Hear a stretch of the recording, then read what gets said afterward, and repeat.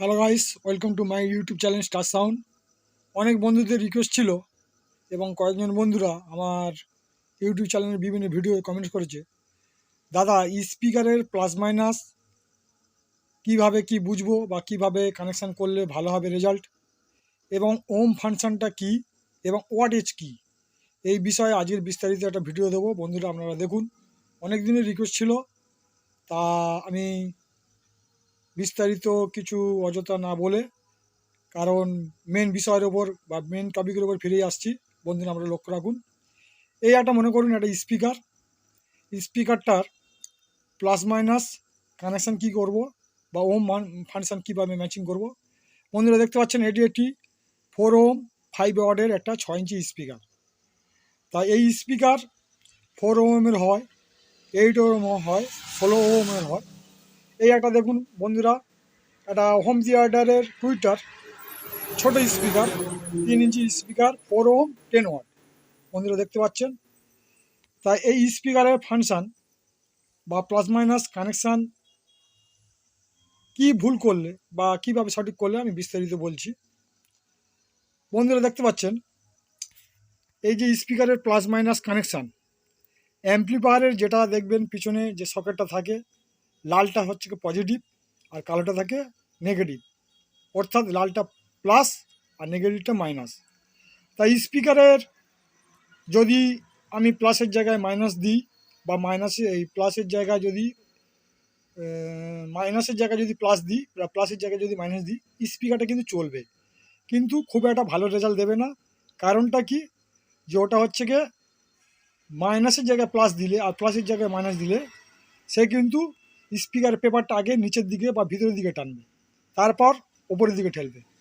আর প্লাসের জায়গায় প্লাস এবং মাইনাসের জায়গায় মাইনাস দিলে তাহলে কি রেজাল্টটা খুব সুন্দর হবে, ওটা সামনের দিকে ঠেলবে, তারপর হচ্ছে কি ভিতরের দিকে টানবে। এই হচ্ছে কি স্পিকারের রেজাল্ট ফাংশান। আর ওহম ম্যাচিংটা কি, ওহম হচ্ছে কি, ধরো একটা অ্যাম্প্লিফায়ারে সেকেন্ড কমন আছে, 16 ওহম আছে আর 4 ওহম আছে।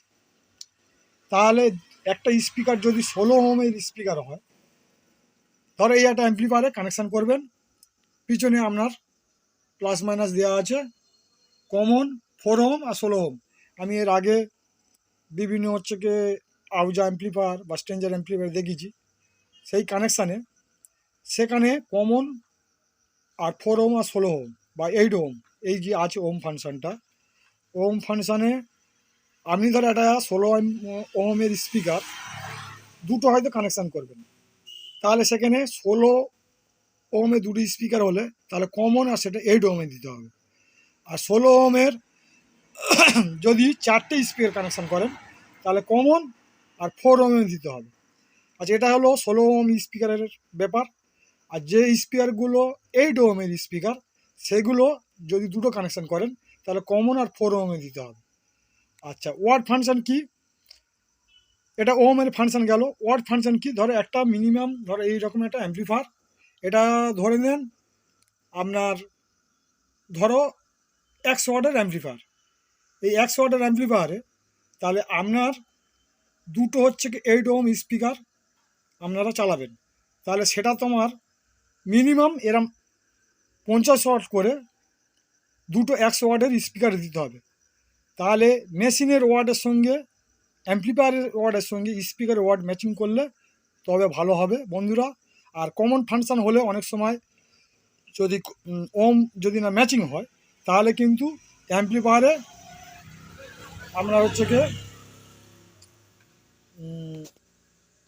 অ্যাম্প্লিফায়ারে যে ওভারলোড থাকে সেটা কিন্তু ওভারলোড মেরে দেবে, অ্যাম্প্লিফায়ারের সাউন্ড অফ হয়ে যাবে, মেশিনটা অফ হয়ে যাবে।